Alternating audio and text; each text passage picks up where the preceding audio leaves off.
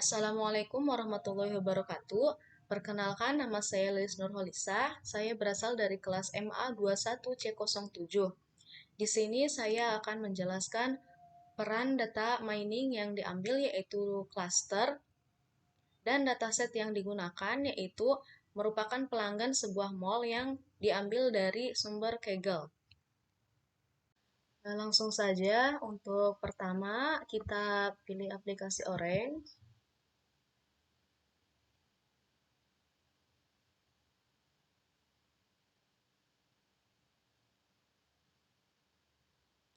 Nah, kemudian di sini kita pilih yang new. Kemudian akan muncul tampilan seperti ini. Selanjutnya kita pilih CSV file import untuk memasukkan filenya. Nah, di sini kita akan pilih file yang telah di-download.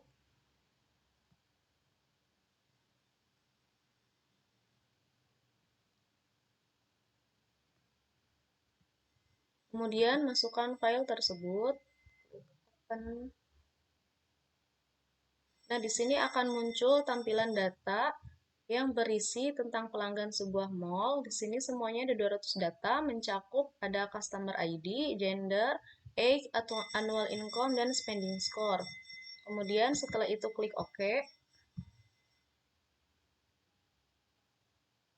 Nah, setelah itu di sini akan muncul tampilan 200 rows, 5 features, dan 0 myths.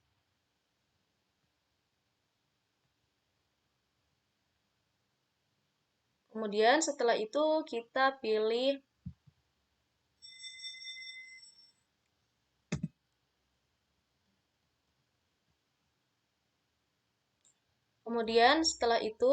kita pilih data table.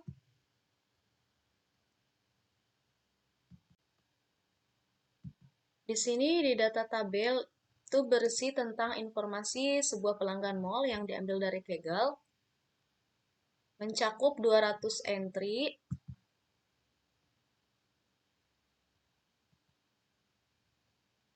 Dengan 5 fitur utama yaitu customer ID, gender, age, annual income, dan spending score.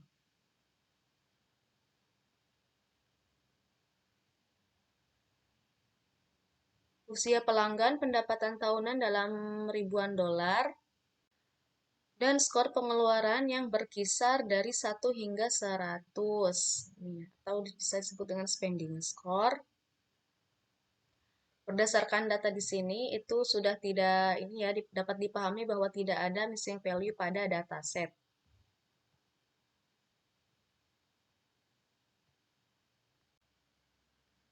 Kemudian selanjutnya kita pilih edit domain. Nah, di sini yang akan kita edit yaitu gender. Di sini female dan male akan diganti dengan angka. Yang male kita ganti menjadi 0.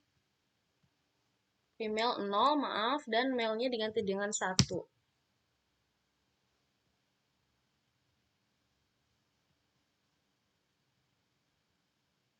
Kemudian kita klik apply. Kemudian setelah itu kita pilih lagi data table. Nah, data table di sini sama seperti data table yang tadi. Bedanya di sini gendernya akan berubah menjadi angka. Yang tadinya male, dia akan berubah menjadi angka 1, dan female akan berubah menjadi 0.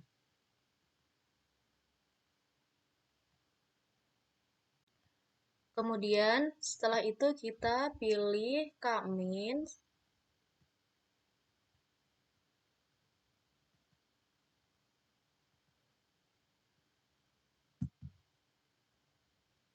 Nah, di sini pada K-means Orange Data Mining digunakan pengaturan jumlah kelas. Klasternya dari 2 sampai 7.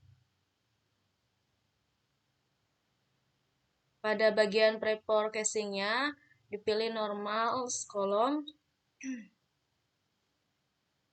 Dan instalasinya menggunakan installation with K-means dengan durasinya 10 dan maksimum iteration-nya 300. Dan Silhouette skornya diterapkan untuk setiap jumlah klaster sehingga didapatkan nilai tertinggi yaitu sebesar 0,344 untuk 5 klaster. Nah, di sini menunjukkan bahwa 5 klaster itu adalah jumlah yang optimal untuk dataset ini.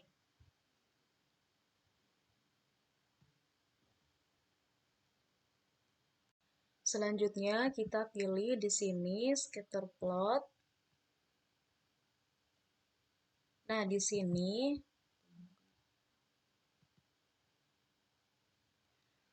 dari hasil clustering pada dataset ini, pelanggan menunjukkan bahwa pelanggan itu terbagi menjadi 5 kelompok, C1 sampai C5, dengan karakteristik yang berbeda,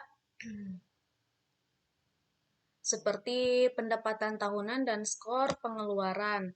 Nah, klaster ini itu mengungkapkan adanya segmentasi yang jelas dalam perilaku pengeluaran dan pendapatan pelanggan.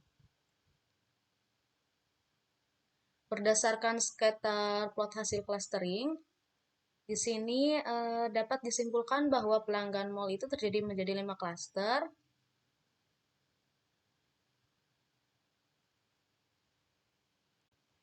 Klaster C1 dan C3 menunjukkan korelasi positif antara customer ID dan Silhouette score,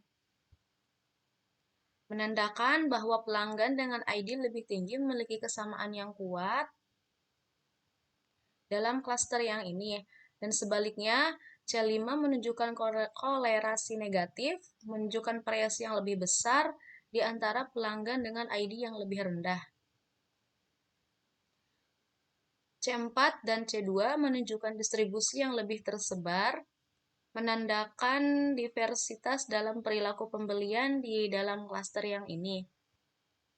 Nah, dengan pemahaman ini, strategi pemasarannya itu dapat disesuaikan untuk setiap klaster, seperti bisa menawarkan promosi khusus kepada pelanggan dalam klaster dengan skor pengeluaran tinggi atau mengembangkan promosi yang disesuaikan dengan kelompok tertentu.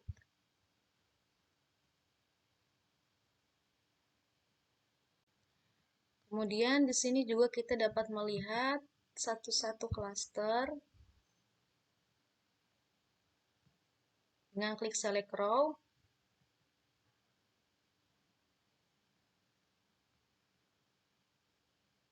Di sini kita pilih klaster. Dan di sini misalkan kita ingin melihat klaster pertama atau C1.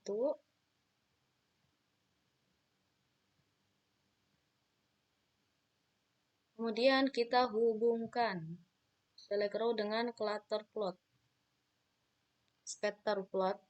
Kemudian kita buka. Nah, di sini akan tampil untuk khusus klaster 1 atau C1. Kemudian jika ingin melihat yang lain, kita tinggal pilih select row yang tadi. Kemudian kita tinggal pilih ini mau C1, C2 atau C3 dan seterusnya. Misalkan di sini mau C2, pilih C2. Kemudian kita buka lagi. Nah, di sini akan muncul klaster C2 saja. Nah, mungkin itu saja yang dapat saya sampaikan untuk data clustering ini. Semoga bisa bermanfaat untuk kita semua. Mohon maaf bila ada kekurangan. Terima kasih. Wassalamualaikum warahmatullahi wabarakatuh.